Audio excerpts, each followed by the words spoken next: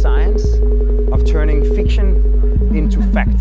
Sometimes kind of real architectural life interferes with intellectual architectural life. There is no such thing as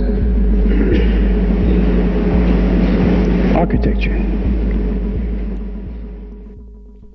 Hello everyone, this is Vikram Prakash and you are listening to Architecture Talk. Each episode we try and have a conversation with a contemporary thinker to advance the frontier of architectural thinking. And our goal is to reimagine what architecture could be and what it might become as we slowly back our way into this very interesting and somewhat fascinating and kind of topsy-turvy 21st century. Today, after a break where we played some of our old episodes again, I am returning into the saddle and I have, I think, a fascinating conversation with somebody who is living and inhabiting and talking about a world that is very familiar to us but yet very strange and unknown. Luis Berríos-Negrón is an architect, an architectural thinker, and a person who studies the greenhouse. Yes, the glass greenhouse in its many, many, many registers, from its colonial beginnings to its modernist transformation, to its resurrection and apparent pervasion everywhere today as the potential lauded utopian solution to climate change. It's a great conversation. I hope you enjoy it. And if you do, please do let me know. Send me a note. I always love to hear from you. Here we go. Let's first examine what you're doing. And there are sort of two kind of things that I'm obviously interested in. The question of the greenhouse, the Wardian boxes, and how you are seeing the greenhouse as a colonial instrument of colonization, and then therefore the inaugural instrument of the Anthropocene. And then how you're seeing the greenhouse as being, I suppose, projected as the future, as the sort of solution to climate change, and this whole discussion of food security that we see around here. There's this sort of the sense around here also that we can greenhouse our buildings and start making food in our balconies and so on. So I suppose there's a kind of a link between that Anthropocene genetic moment and this, and all these things are put together. So I'm very interested in all this critique of climate change that you're trying to move in the direction of. Yeah. But let's start somewhere else with your core claim. It seems to me that you have said 2-3 times, and I'm so completely intrigued by it, which is your statement, the idea of climate change as colonial memory. Idea of perhaps climate change is colonial memory. Unpack that for me. What do you mean? Well, Vikram, I'm just concerned, curious, baffled by what is it that drives global warming. I don't think it's, of course, by definition, nonsensical, because in many ways, global warming is a form of passive suicide. And so I've been trying to understand for myself, not for anybody else, but just for myself, what is pushing this along? What is driving this? Global warming, you mean the discourse of global warming or the thing itself? I would like to think of it as the thing itself, in the sense of the rising temperatures of the planet, right? And that, as you know, the consensus of most scientists agree that this is going to challenge the ability for the planet to remain habitable. Yes. For humans at best, Yes. They play the tape along this, what they're calling these cascading tipping points, these points where destabilization of the ecosystem services can go in ways that are no longer part of what can constitute a habitable planet as we move towards the future.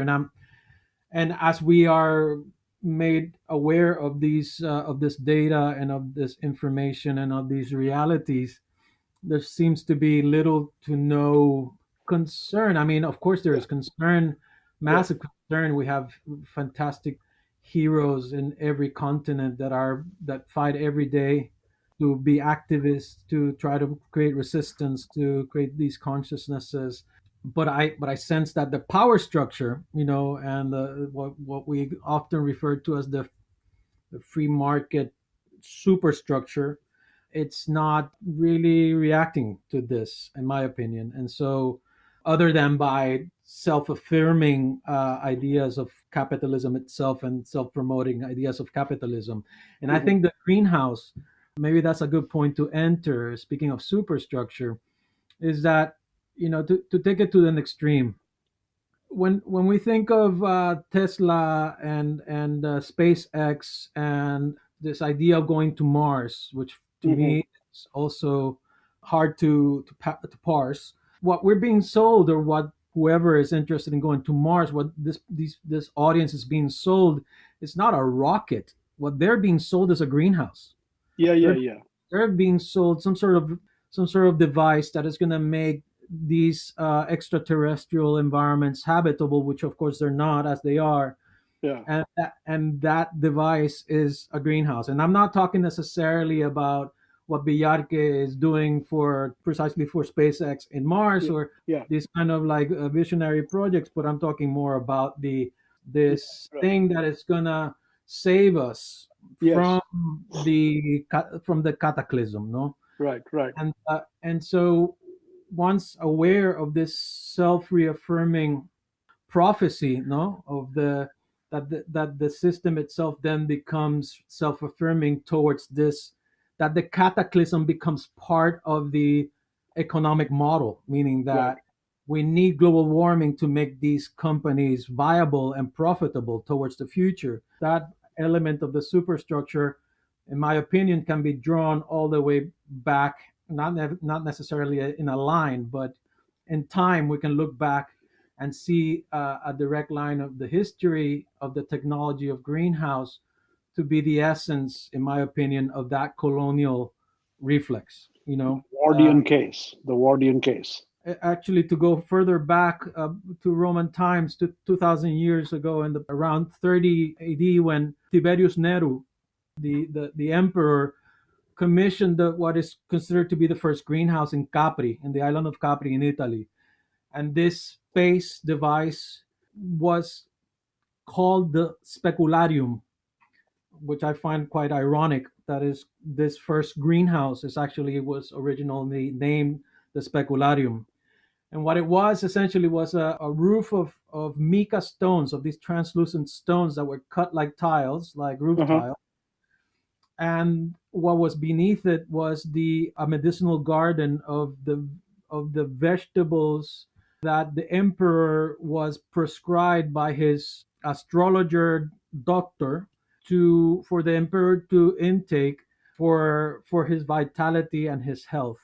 Right. And this garden was ordered to function year round, into the winter as well. And it's considered to be the first time where the technology of greenhouse, of light passing through glass, and heating the interior of that space or whatever is beneath it, to work as this way of creating warmth and changing Right. the environment outside of the seasons. Yeah, but And I've thought that a key thing in your thesis was that the transportability of the Wardian case was a key element, right? It enabled the transportation of the plants from one side Sure. to the other.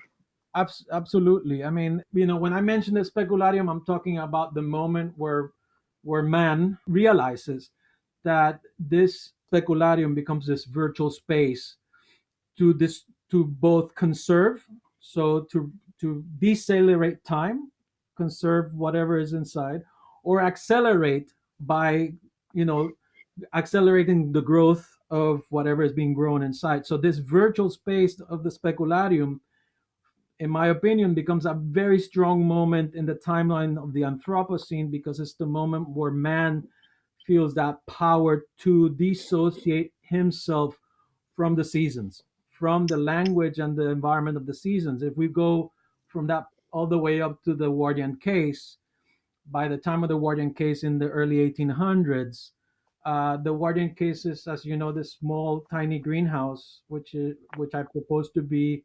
There's literature on the Wardian case by primarily this gentleman named Luke Keogh in Australia, who's the guy who's written the book on the Wardian cases. The Wardian cases become the mini greenhouse becomes the first industrial greenhouse because it's the one that is used to transplant and transgress the hemispheres.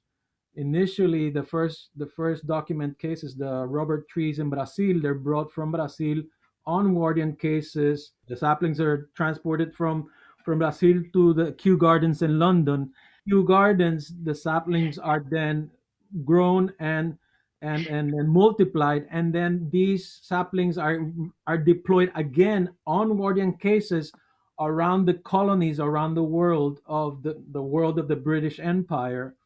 And these these little greenhouses become the deployment of the Colonial Project, which Yes, is one of the things I noticed was that the British stole a whole bunch of tea from China, yeah, and brought it to the slopes of Assam in Wardian cases, right. and planted it over there. As I grew up, Assam tea was, the big thing. Right. Never knew that it came stolen. That whole colonial trajectory takes me in two directions. Yeah. I saw that you had a picture in there. I never, in your dissertation, of you in Peru, I think, with some farmer activists. Yeah. I mean, you're saying, well, this is the story of man. Are you distinguishing this as a technology from indigenous peoples or non-colonizing people, or is it all the same? And the other direction I want to take this in is the story of modernism and Paxton. But let's come to that later. Yeah. So how are you exactly identifying the sort of rise of this technology as a kind of a rise of anthropocentric Eurocentrism, or in general as a technology of humankind? No, I'm certainly trying to frame it as the demarcation of the global imperial project. The Wardian case becomes the technology that facilitates the Eurocentric global empire, right? Because it's rooted and predicated by the control and deployment of the global agricultural project. All economic models and sociological models are based on this ideology, no? Right, and so, right. So the Wardian case becomes this representation of the broad superstructure, no? Mm-hmm. And it's of course no coincidence that when we get to the World's Exhibition of 1851, then the display case of the global exhibition is a greenhouse, which is Crystal Palace. So so what's the story there? I mean, why was that a greenhouse? Why did they build it as a greenhouse? Paxton, as you know, Joseph Paxton was a gardener, essentially, was not an architect, was not an engineer, but this brilliant gardener who then had this unbelievable skill to translate his ideas of gardening into built environments through the glass houses that he started experimenting with in Chatsworth. Yeah. Alongside with this period of the Wardian cases.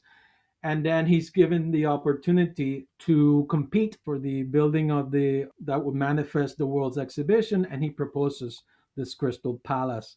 Mm-hmm.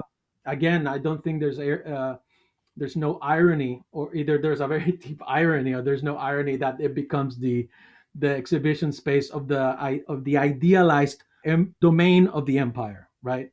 That is the world. And it also gets taken on as modernism's sort of material.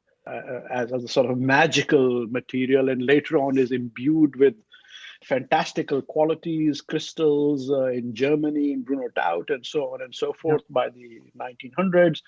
But through these ideas of transparency and so on, acquires in modernism the glass, and the glass house in general, and you can go all the way to Philip Johnson or whatever, disassociated from its Wardian case colonial heritage, if you like. It becomes a different kind of a magical animal. Yes. Yeah, as you probably saw, the PhD is formatted as a contribution, an addendum, a supplement to Benjamin's Arcades project. Arcades, yes, yes, yes. The Passagian work, of course, was an unfinished work, and that it was presented in the 1980s when it was first really published in Germany and by Schurkamp as this two-volume set that was basically Adorno and Tiedemann just getting together and giving form to this pile of papers and a briefcase that Benjamin was carrying around before he was deceased Suicide, yeah, yeah, in suicide in the Spanish border. yeah. And this obviously the arcades become some sort of portable archive, and as an unfinished what Benjamin himself would refer to it as a theater. The theater was not only the term itself of the phenomenology around the arcade as a social condition in life, in the experiencing of life and of the city and urban experience, but also the arcade quite physically as superstructure of modernity, of glass and steel, no? And so the connection to the Crystal Palace is quite clear in how it manifests.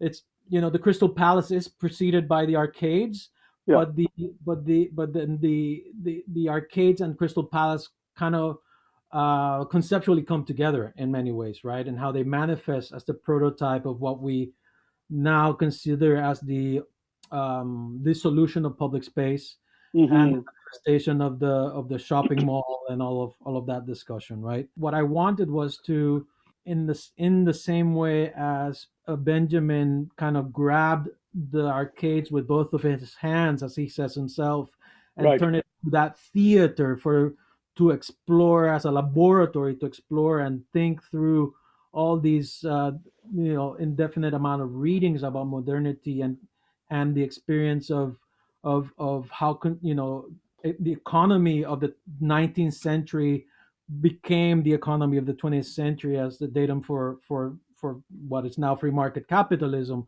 um, that I felt that Benjamin had not gone deep enough in exploring the history of the technology of greenhouse, even though he mentions it in the arcades. But I really wanted to add to that and try to supplement that history, that missing history of the technology of greenhouse, and at the same time, and very much in a Benjaminian way, try to then, by collapsing that present of greenhouse, try to project this messianic idea, this critical messianic idea of greenhouse as this colonial instrument, de facto colonial instrument that is shaping the way that global warming is evolving. And so, as this messianic savior, right? So, So, so, so, so, yeah, what do you mean? Spell that out for us, for yeah, our listeners. yeah. How is the greenhouse the messianic savior project of contemporary global warming thinking? Like I said earlier, I just feel strongly. It sounds.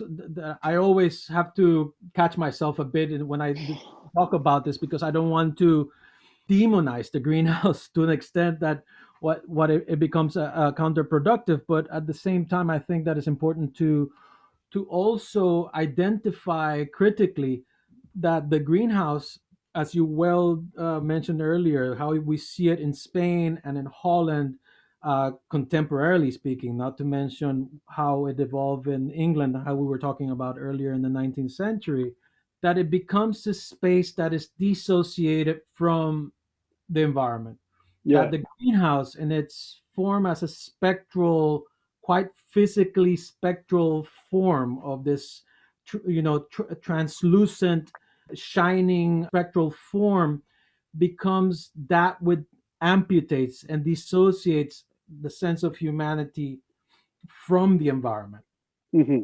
And that dissociation goes to the extent where we begin to, in the present, deposit the all the energy that we can muster in order to promise a savior from global warming. Hmm. It's deposited everything into the greenhouse as that messianic device that's going to save us from the cataclysm. And I Right. think it's enormously problematic. How And I, how do you connect this to the idea that, of course, global warming itself is often described as a greenhouse effect? I tried to create a genealogy of the concept as well. How does it evolve into the greenhouse effect? Joseph Fourier is the one that the French geochemist who, in the late 1700s, suggests that the atmosphere of the Earth may be working like the effect of when sunlight goes through glass and it heats up, and whatever's under gets heated. And he said it quite in very much quite in the way I just said it. Yeah. But it was not until 100 years later that the Swedish geochemist Svante Arrhenius in 1896 coins the term greenhouse effect from his interpretation of Fourier's theory that the Right. atmosphere actually worked as a kind of thermal device, right, for Right. to maintain the temperature of the Earth as warm as it does. And so, of course, one of the things that I try to echo, that is this is something that is openly discussed, is that the greenhouse effect is a misnomer, because to the degree that what happens inside a greenhouse as the building structure is not what happens at the planetary scale, right? Hmm. There is Hmm. there is a temporal and physical difference of scale, which makes the instrumentalizing the term greenhouse is a Hmm. bit of a misnomer when we're talking about the planetary effect. And it's a misnomer because. Well, to put it in simple terms, in a greenhouse, what happens is that light comes through the glass and it heats up the surfaces inside the greenhouse. The planetary effect is not that. We're talking about a closed system. The Mhm. greenhouse, as a built structure, is a closed system. The planet is an open system. First of all, and Well, second, it depends on the scale, no, doesn't it? I mean, if you look at it, I know you have some references to Buckminster Fuller. We are on Starship Earth, right? I mean, it's a closed system when you look at it from the scale of the solar system, right? yeah. I mean, I'm not. I'm a little bit in the dissertation. I take a bit of a swing at Fuller. Not that I'm anybody to do such Yeah, you thing. have a picture of the burning Expo building. Yes, I mean, I guess what I'm trying to address in this is Fuller's tinge towards positivism precisely from a colonial standpoint. I think it's important not to give him a pass on this Yeah. discussion. And I think that the Montreal geodesic dome burning in 1976 Yeah. is a very potent metaphor for what Greta Thunberg refers to now as the planet being in flames, as our house being in flames. I think Buckminster Fuller, brilliant genius, and all the incredible research that he developed. But if you take a closer look at the way that I think Felicity Scott in Columbia University, for instance, her reading of Fuller is absolutely brilliant, because she in a very elegant way, there's this essay titled Acid Visions from 2006, which is a must read.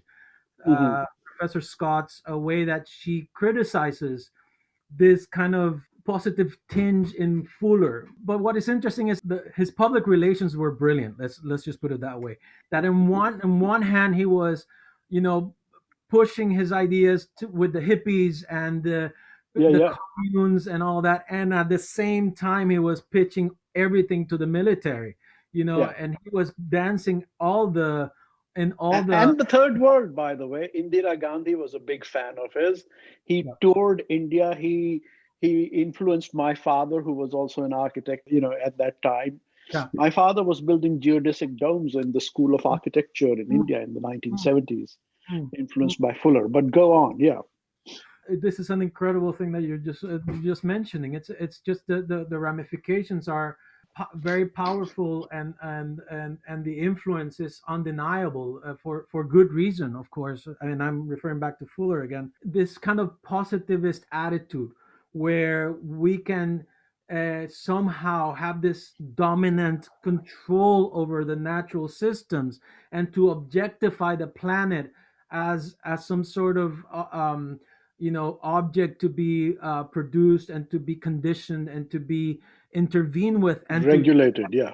to this point of the to the point that we're now, where we have to fix, I mean, is it really and I'm paraphrasing Naomi Klein here, but is it really the planet that needs fixing, or is it us, the and when I mean us, particularly the Eurocentric colonized subjects, isn't who is the one who needs to fix it? So And I take it you're not a fan of biosphere. all kinds of research to explore ways of fostering life, of doing life affirming practices. I'm always going to be in favor of that. Where I may have differences with is in the way, the attitudes that we have in relationship to our interdependencies with the planet and with those ecosystem services that make human life possible.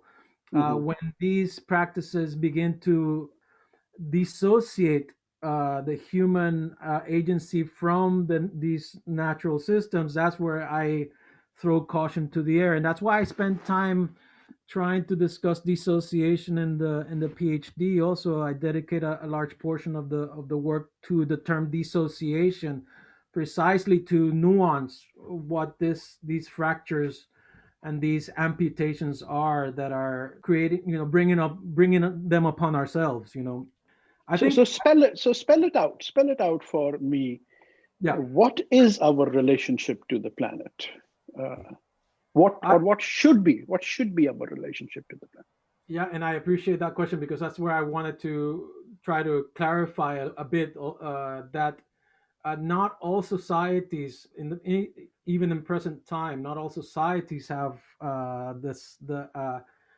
the same attitude towards the environment, and that's, I think, these differentiations are absolutely necessary and critical. When you asked earlier, when we were talking about the Eurocentric vision of the world and of global warming, I definitely want to bracket that, and that's very important, because that is because that's why I feel, as many others, that this northwestern power structure that is at the moment driving this consumerist model of life is clearly toxic. But that model is not it's not the same as other models of societies that are still living with us in this moment in time, not just historically. And I think that when I speak of my PhD being written from a Caribbean perspective, it's not just me saying that I'm Puerto Rican and I'm looking at greenhouse from a Puerto Rican perspective or a Caribbean perspective. It's just that in my particular situation, Puerto Rico was hit by 2 Category 5 hurricanes in the span of 10 days in 2017. And that cataclysm, which has decimated Puerto Rico to the core in so many ways. I mean, Puerto Ricans were resilient. We're working. We're standing. We're on our feet. We're working through it. But it was a massive blow, and the way that we have that those 2 hurricanes manifested, in my mind, made it abundantly clear that when we talk about climate injustice, the disparity of how climate change is manifesting around the planet is impacting societies in different ways.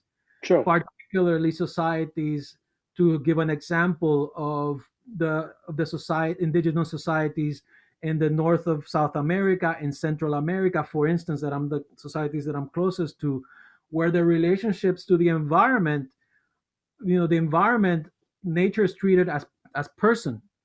The trees, the rivers, the lakes, the animals, the flora, these figures have agency, and they're treated as co-inhabitants, and that's still to this day are these ideologies, which are in full contrast to those Eurocentric ideologies that that of course are across the Atlantic, on both sides of So the Caribbean ideologies that you're describing, so you're seeing these as not part of the core Euro expansionist mercant episteme?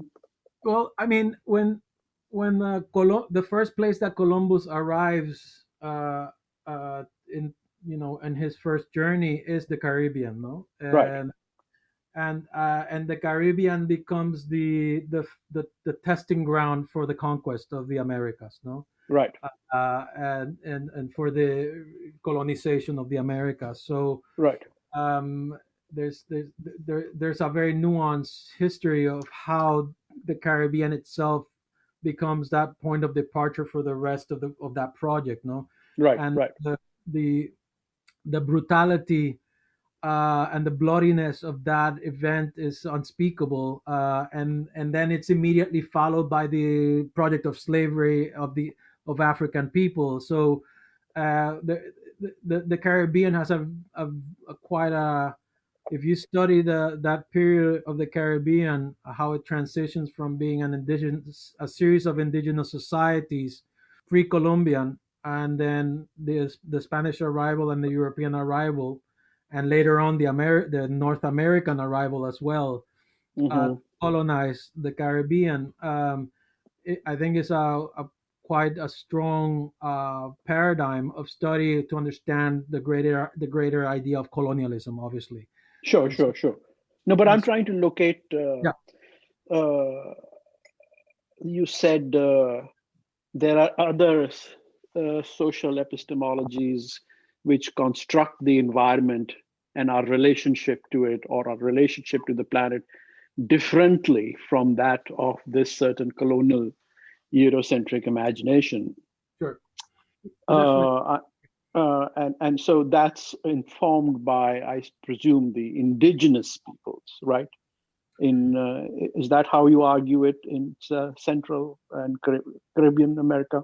I would like to think that the way that Marisol de la Cadena and even Donna Haraway and several others who are discussing these different perspectives or can bring them all the way down to the essences of perception, of perspectival positioning, of the way that we perceive and construct the world, and how these perspectives must not be limited to the Eurocentric perspective that are what undergird the free market values, right? Yes, in many ways, I suppose that we are talking in the sense to these indigenous societies, but these indigenous societies are not just their experiences, their history, the histories of these societies are also permeating other ways of seeing the world. And Right. so I think that being able to open ourselves up to these perspectives, to these hmm multiple perspectives, is necessary Is in order, necessary. yeah, in order to for us to learn again how to engage the world, and in hmm order and in many ways to hopefully also try to diverge from the trajectories of global warming. Yeah. So you were going to outline for us what is the non-greenhouse relationship to the planet that one can think about, deriving from indigenous cultures, Donna Haraway, or what are your reference points, and how do you articulate the other way to do this? The word other is always very very Complicated, harsh and very colonial. yeah, and so I would like to try to be careful that this is not about otherness in that sense, Right. but to keep it grounded and at layman's level. I think that for myself, I mean, to be able to talk about it, I sense that, to use Boaventura de Santos Sosa's terminology of radicalizing epistemologies, no, as you yourself are suggesting, that we, this multiplicity of perspectives must be brought about hmm to engage the world, is what I'm trying to also encourage and foster through my work. Not to offer any crystallized solutions or alternate problem solving and fixes. Perhaps by me instrumentalizing the greenhouse, not only as a technology but also as a metaphor, and by trying to create some sort of critical approach to its reading, especially again in that context of how the greenhouse is being and instrumentalized as a solution. Some of the work with greenhouses is, you think of Lacaton and Basal, and you understand, you don't want to be so aggressively critical that you don't. Just same with Fuller. You, of course, you want to give credit where credit is due, and the importance of the thinking and the importance of instrumentalizing these technologies to propose alternatives. And of course, I don't mean to totally discredit it. It's so important to not to try to see through what's behind and what has been at the root of that technology, when we are proposing these future environments for humans to live in these, again, in these, for lack of a better word, of these depersonalized dissociations from the ecosystem services. I think it's I think it's going to be a very difficult awakening when we realize that greenhouses are not going to cut it. That's, I think that's in the most simplest of terms. I think this is an important thing to have in our background as we think critically of the ways in which we should try to balance out technological thinking, in the sense of not only externalizing knowledge but also the techno-scientific idea of progress, of course. trying to find technological fixes rather than addressing behavioral issues that are so central to the problems that we're facing in global warming. One of the very creative kind of interpretations that I found interesting is at one point Spivak reads the idea of Atman, Atman, the sort of Sanskrit term for self, both in the sense of individual self and sort of sacred self or the greater self, reads it not as somehow equivalent to soul, or sort of a Indic version of soul, but as cognate with the Greek atmos, from which we get atmosphere, where the idea, therefore, of Atman as self, therefore, is to be of the atmosphere, where, therefore, to be is to breathe the atmosphere, which connects with the ideas of breath and breathing, etc., which connect to yoga. And somehow in that there is it's a creative reading, it's a sort of a liberal reading of Atman, not the usual reading.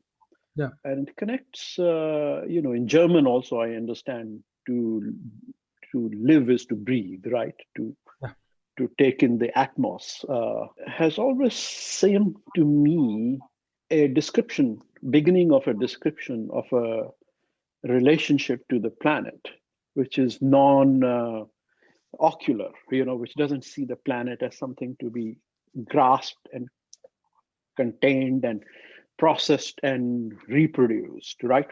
Do you find some purchase in that idea?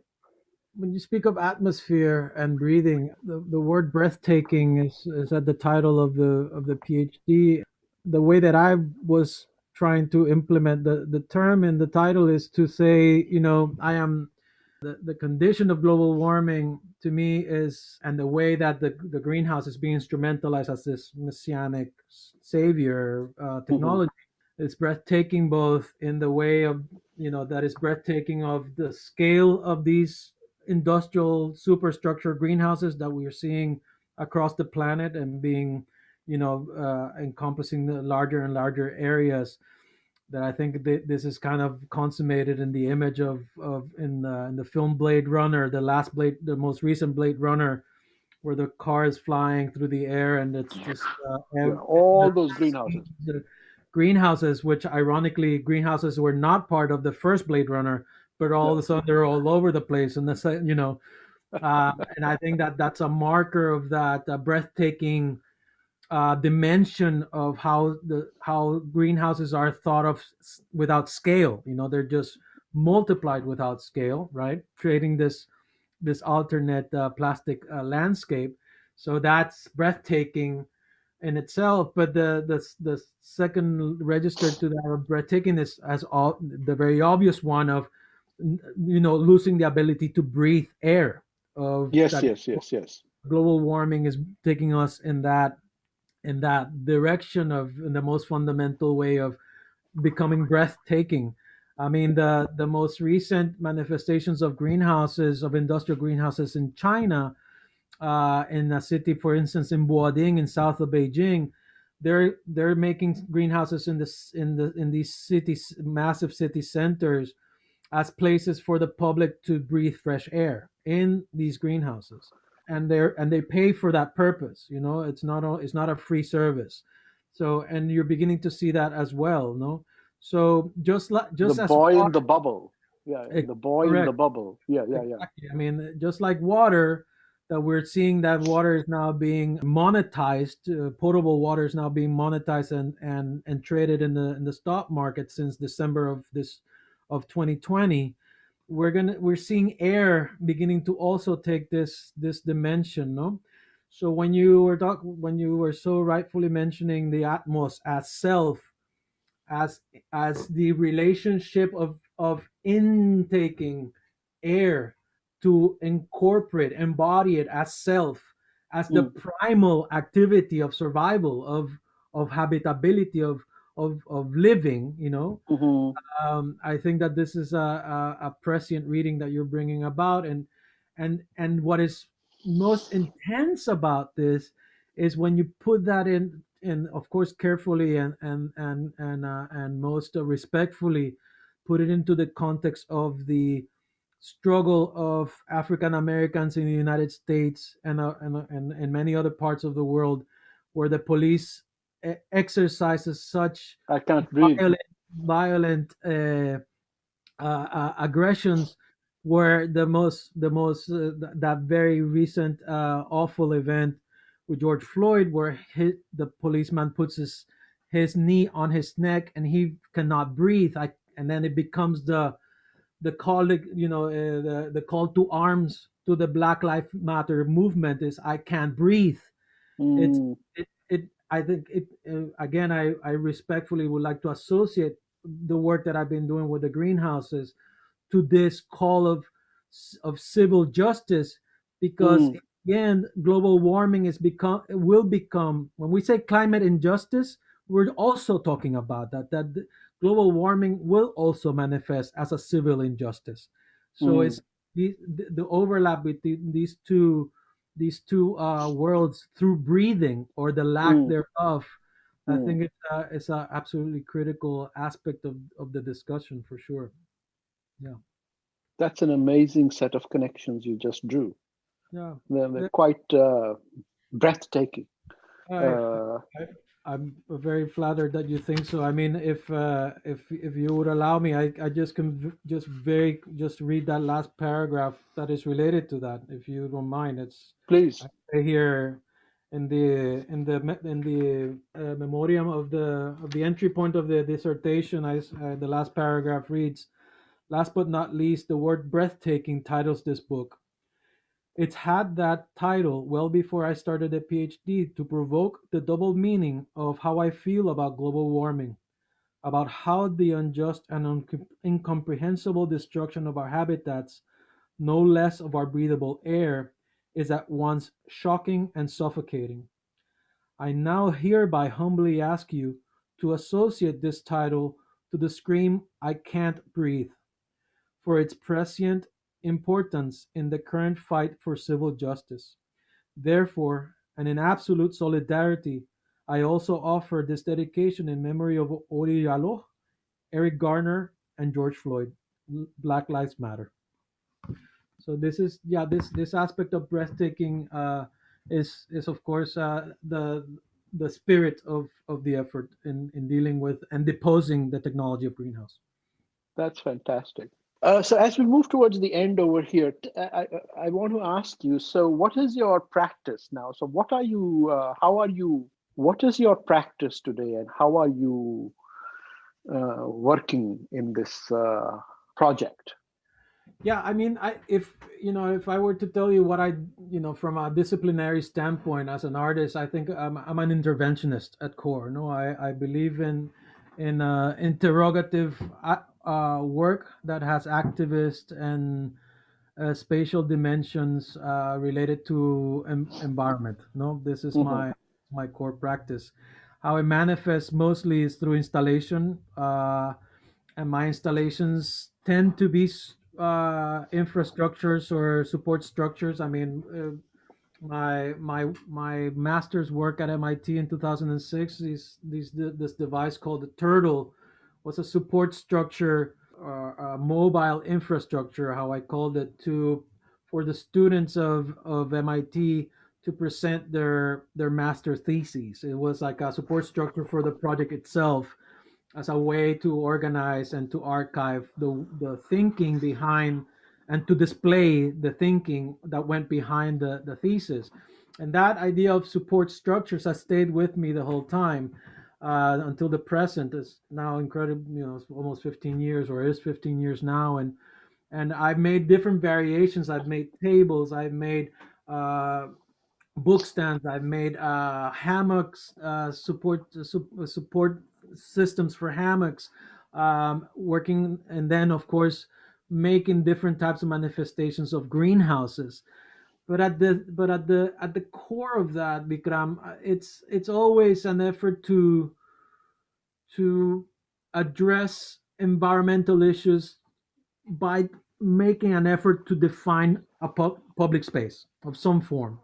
And the reason for that is because I feel so strongly that public space interventions are are endowed with the incredible virtues of being able to intersect the disciplines that I'm passionate about, which is sculpture, which is materiality, which is public collaboration, creating intersections in different public interests of different disciplinary groups.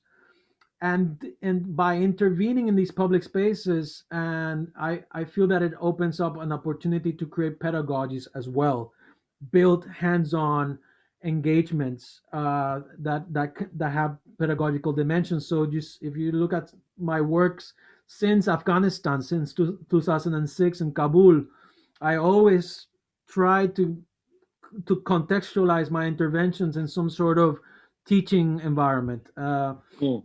And that I could go through the projects with you, but maybe this is not the forum, but maybe at some other point. But to say that, when dealing with public space in this way, I firmly believe that, um, all even the sense of memory and memorial and monument that I know you are so invested in, when you even talk about your cenotaph, for Niels Bohr, of what is it that we say when we put forth the idea of a monument.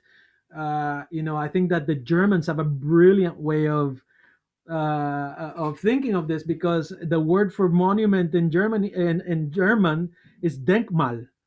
Denkmal means think again. Denkmal, think Mm. again. It's a place Mm. not for. It's not a place for watching a beautiful statue. It's not a place for contemplating the past. No, it's a place where you take that past and you process it and process forth with it. No, you denkmal, and I think that this is where I've been trying to take my work again, with that core concern for global warming and environmental issues. And right now, after I finish the PhD, it looks like I will be doing a research project and working as an advisor for the government of Puerto Rico in the coming few years. Mm. So I think that it looks like I'll be going back home to Puerto Rico soon to engage more actively with work there, and I think that I will do my best to bring this let's say model of engagement through the fostering of public space, and I'll try to apply that to continue to apply that to whichever in whichever discipline or environment I continue to work in. So that's where it's going now. That sounds so amazing. So we'll have to come back again and I hope have another conversation about what you do. I Luis, hope this has been such a fantastic conversation. I'm so inspired by all the material that you have sent, your concepts, your ideas, and in particular by this engagement that I've had with you over the last hour. Thank you so much for this conversation. I'm delighted and grateful and honored to have been part of it. Vikram, thank you so much for inviting me. I really appreciate it. Thank you for listening to Architecture Talk. This is your producer, Amelia Jarvinen. We hope you enjoyed the conversation, and if you did, please subscribe and rate us on iTunes or Spotify. We would also love to hear from you if you have any suggestions on new topics or guests. You can always reach out to us on our website, Facebook, or Instagram. Thanks again, and until next time, this is Architecture Talk.